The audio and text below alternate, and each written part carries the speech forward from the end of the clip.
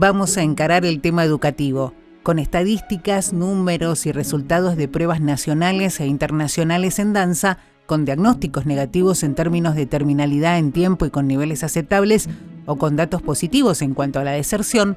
Vamos a establecer o tratar de establecer parámetros que nos permitan entender más sobre este tema. Educación.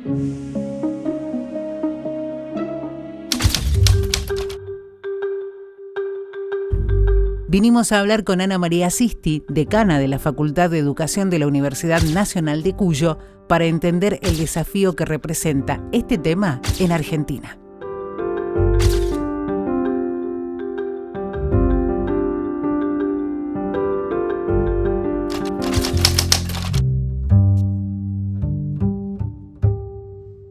Hay muchas estadísticas, Ana, hablando de la educación, haciendo como incluso análisis, en los cuales siempre la conclusión es cómo es el rendimiento de los chicos, a veces en áreas específicas, y en los últimos días se conocía el tiempo que demoran los chicos en terminar la primaria y la secundaria en tiempo y forma, como se dice, y llamaba la atención que venimos en caída, ¿no? Esto de que hace un par de años eran 16 cada 100, pasamos a 13 cada 100 y en el último año, y el registro de Argentinos por la Educación habla de 10 cada 100 chicos terminan primaria y secundaria en término. Hay una situación que se viene dando de deterioro de la educación que está bien palpable, pero que tiene que ver con muchos factores, no solamente con el conocimiento que adquieren o no adquieren los chicos, ¿no? Exacto, ahí es multivarial, o sea, si uno quiere hacer un análisis es multivarial. Primero, mientras te escuchaba, pensaba, salimos de una pandemia como si no hubiese pasado nada. Salimos en el 2022, porque 2020 y 2021 estuvimos en todo un proceso extraño allí, y pasamos al 2022 a la presencialidad como si no hubiese pasado nada estos 2 años anteriores, y donde realmente no hay suficientes análisis de qué sucedió en ese tiempo de pandemia en relación a la educación, porque fueron situaciones muy complejas, ¿no? Sí. Sobre todo estoy pensando en los niños más pequeños, en los procesos de alfabetización inicial, primer y segundo grado, en un contexto de pandemia, de tener que, de pronto, todo en su casa con sus padres, sus familias, o con quien estuviesen a cargo, con situaciones de mucha vulnerabilidad, con chicos o familias que de pronto tenían un solo dispositivo para toda la familia, o no tenían los recursos para poder llevar adelante las tareas, ¿no es cierto? Y de pronto, a lo mejor lo digo yo como desde la docencia, uno como docente tiene determinadas herramientas para poder volcar en su casa que a lo mejor no todas las familias lo tenían, y bueno, sobre eso, ¿qué nos pasó cuando salimos de pandemia? Bueno, eso es un proceso que creo que no podemos obviarlo cuando uno hace este análisis de qué nos está pasando a nivel educativo. Por otro lado, creo que hay una gran cantidad de situaciones que hoy viven las familias y las escuelas, ¿no? Donde el docente, que de alguna manera en su formación, en el preconcepto social que existe de la docencia, el docente es el que enseña algo que alguien aprende. Hoy el docente tiene que de pronto dejar de lado ese rol de educador exclusivamente, ¿no? Exacto, para estar atento a niños que de pronto, o niñas que vienen sin comer, que vienen sin las condiciones de vestimenta, de higiene, con los útiles correspondientes, con muchas situaciones complejas desde sus casas, y que uno no puede hacer de cuenta que eso no está pasando en el aula. Uno tiene que atender eso, porque si no el proceso pedagógico tampoco sirve. Y no se completa, además. Ana, a eso quería ir, porque vos bien reflejabas esto de que, bueno, claramente estamos en un país donde las crisis son cíclicas, pero da la sensación que incluso se han incrementado más, porque hay más chicos que van con ciertas situaciones que terminan manifestándolas en las aulas. Y ahí entonces, ¿cuál sería una herramienta? Pensando en ese docente que deja de cumplir el rol exclusivamente de educador para empezar a contener, a tratar de entender cuál es la realidad de esos chicos. Hoy un aula, como una cuestión ideal, necesita más de un docente para poder llegar a satisfacer esa necesidad, por un lado, de educar y de contener, si se quiere. Sí, y por ahí de tener condiciones, más felices, si se quiere. Por ahí empiezo a buscar palabras que quisiera decir y bueno, se me viene el tema de pensar en el docente hoy está siendo analizado y medido por cuánto hay en un cuaderno de pronto, sí. o cuánto del currículum se cumplió.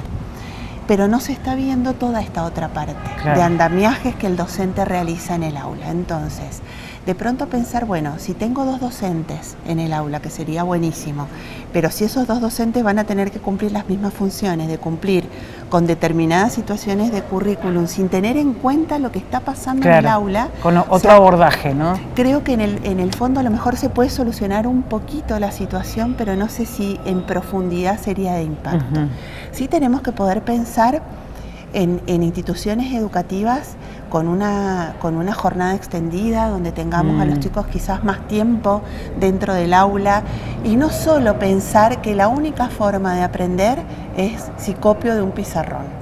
Y además, ahí con el tema de las horas me llama un poco también la atención esto de, digo, lo que decís, porque también están los días, esto de si cumplimos 180, 190, pero ¿de qué sirve si lo cumplimos si no se cumple el objetivo, no? Exacto, bueno, ahí viene la eterna asociación de calidad y cantidad que yo creo que no va por el mismo lugar. Pensar en calidad y cantidad como cosas sinónimas me parecen complejas en principio, pero bueno, creo que eso también tiene que ver con miradas de la educación y miradas de las instituciones educativas que hay que poder trascender. Sí.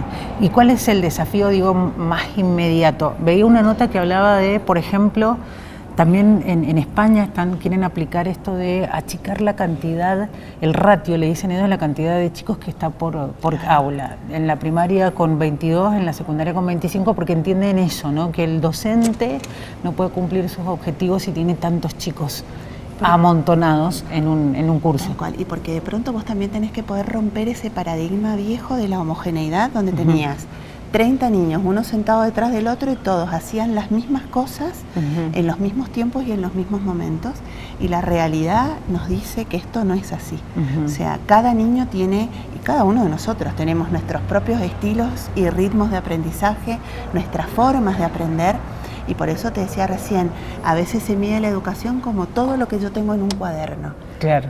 Y la educación es mucho más que eso. Totalmente, totalmente. Bueno, vamos a seguir hablando de esto porque me parece sumamente interesante. Además, teniendo en cuenta que es una constante evolución. Tenemos chicos que, bueno, Argentina es uno de los países que tiene a sus alumnos con mayor distracción en el aula, tema celular, tecnología. ¿Cómo podemos mejorar eso y cuáles son los desafíos para los futuros planes de estudio? ¿Te parece que lo conversemos en un ratito? Sí, claro.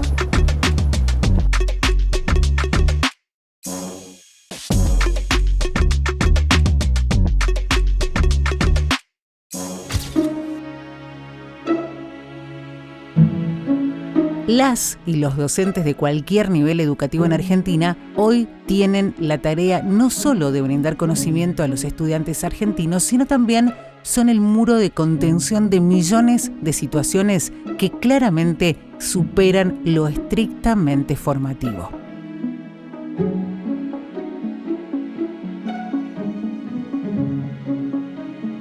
Ana, habíamos anticipado que íbamos a hablar un poco de los desafíos que se vienen. ¿Cómo sería, me imagino, es muy ambicioso lo que te pregunto, pero como una especie de plan de estudio ideal, ¿cómo debería encararse?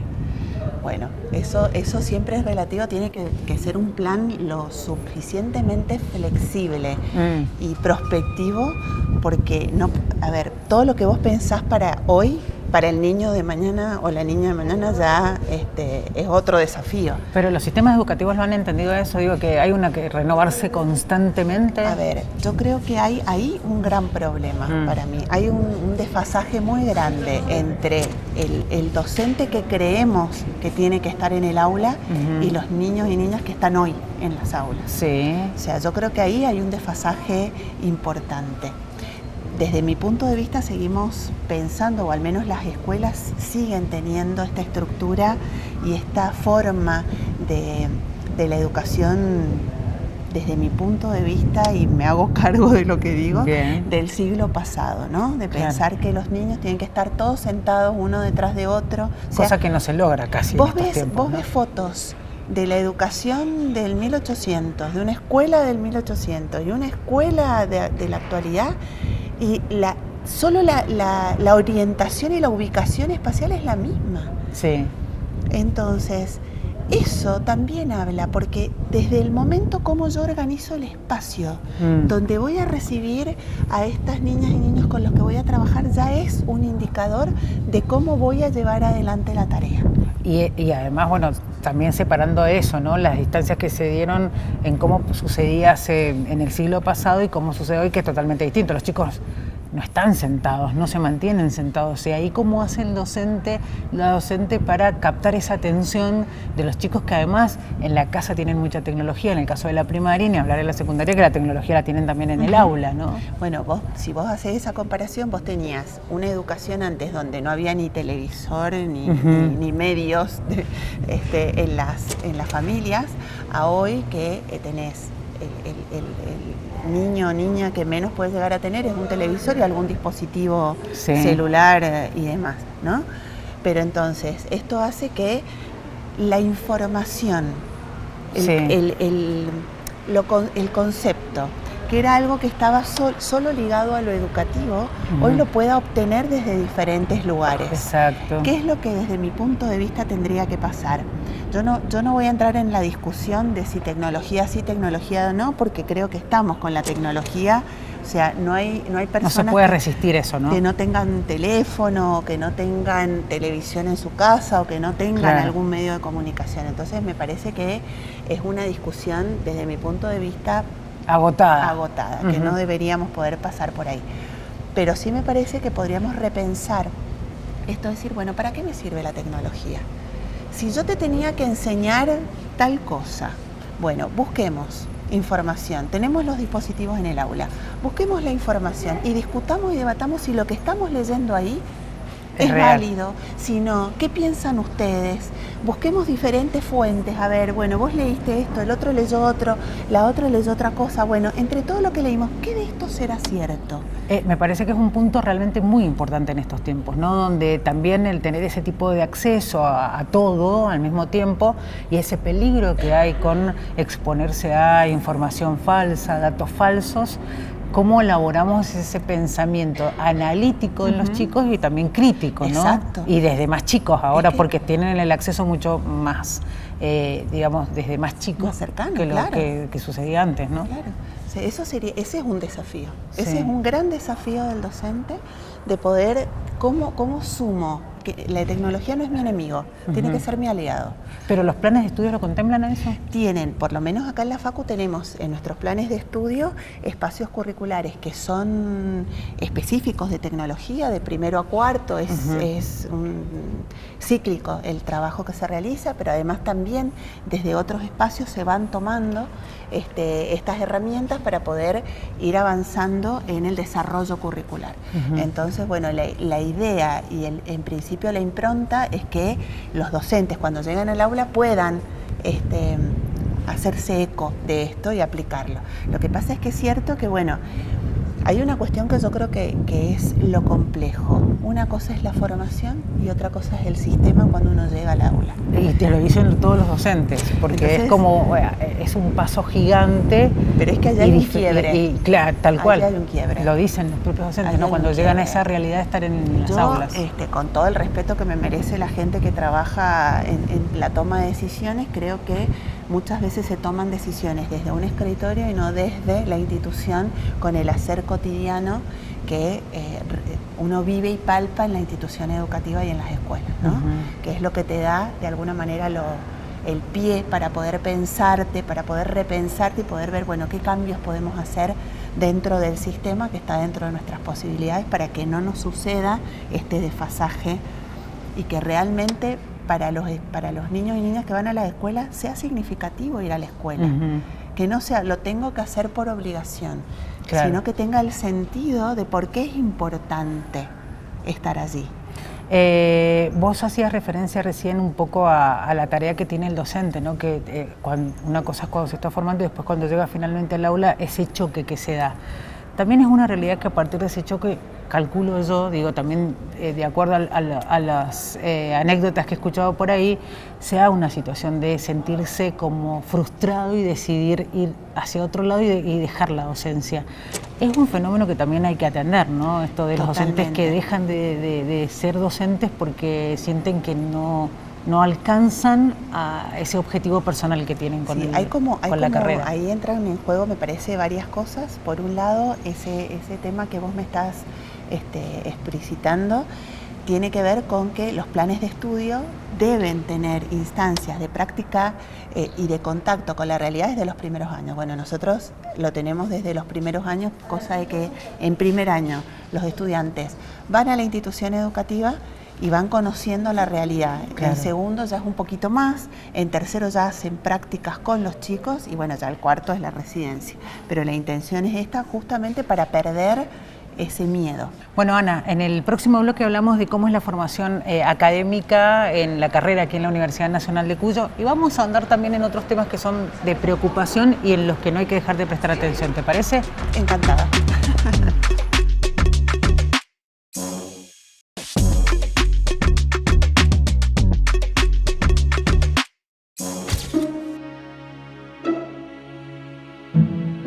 ¿Cómo se preparan los docentes en Mendoza? ¿Cómo lo hacen desde las carreras que integran la Facultad de Educación de la Universidad Nacional de Cuyo, que desde su origen ha priorizado la formación de profesionales en educación inicial, primaria y especial desde 3 funciones universitarias fundamentales: docencia, investigación y extensión, en función de las demandas socioeducativas del contexto local, nacional e internacional? Ana, enseguida vamos a hablar de cómo es la formación aquí en la Universidad Nacional de Cuyo, porque es sin duda un tema importante, pero no quería dejar de repasar algo que habíamos hablado incluso fuera de aire, y era básicamente el tema de la salud mental, que a partir de ciertas situaciones que se pueden dar en un aula, donde puede pasar a los chicos, a los docentes y a la familia del entorno, tanto del docente como de ese alumno. ¿Cómo se trabaja? ¿Cuál sería el objetivo? ¿Cuál es la situación hoy en los colegios? Bueno, yo creo que el tema de la salud mental es un tema que está totalmente actual, ¿no? De situaciones que están pasando que uno por ahí limita o cree que la salud mental son enfermedades psiquiátricas complejas, cuando en realidad la salud mental, una situación de ansiedad, de angustia, de malestar, genera situaciones de malestar, y ese malestar tiene que ver con la salud mental. Si yo no estoy cómodo, no me siento contenido en un espacio, en un lugar, eso hace también a que, bueno, mi nivel de estrés se complique y bueno, eso complejiza todo el sistema, ¿no? Y toda la situación de aprendizaje. Hoy tenemos niños y niñas en situaciones de vulnerabilidad, ya sea social por cuestiones de poder satisfacer las necesidades básicas, que eso conlleva a tener situaciones de angustia, de estrés, de malestar.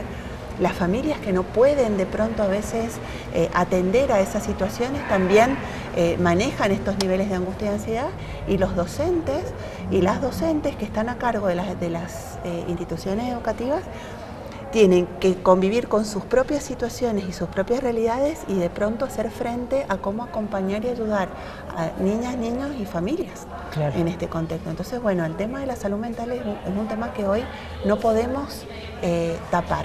No podemos hacernos desentendidos. Justamente tenemos que poder ocuparnos y buscar estrategias y herramientas para poder acompañar esto.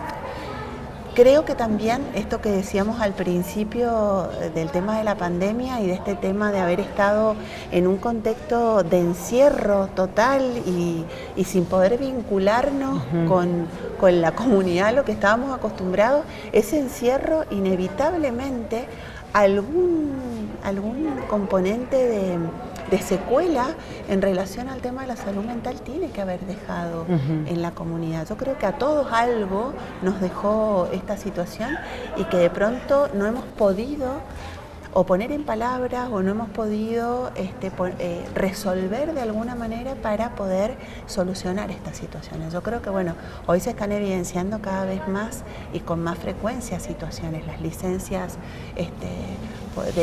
por psiquiatría que no necesariamente tienen que ver con un componente, como decíamos antes, de una patología compleja, sino que tiene que ver con la angustia, la ansiedad, el tema de enfrentarte a un grupo que tiene determinadas características que nos identifican de alguna manera, nos pone también en una situación compleja. Y ni hablar del factor económico, que también condiciona mucho, digo, el humor, la ansiedad, la frustración de un docente, del papá y la mamá de ese alumno o alumna que va a una escuela. Digo, de por sí una crisis económica atraviesa a la sociedad en general, atraviesa, en este caso nosotros lo estamos viendo en estos tiempos donde el financiamiento de la educación pública es un tema, y ni hablar de la situación que se vive en los hogares en general en la Argentina, ¿no? Nosotros me salgo un poquito de la educación primaria y me voy a esto que vos decías desde lo económico. Nosotros tenemos estudiantes que nos plantean, profe, o estudio o cómo.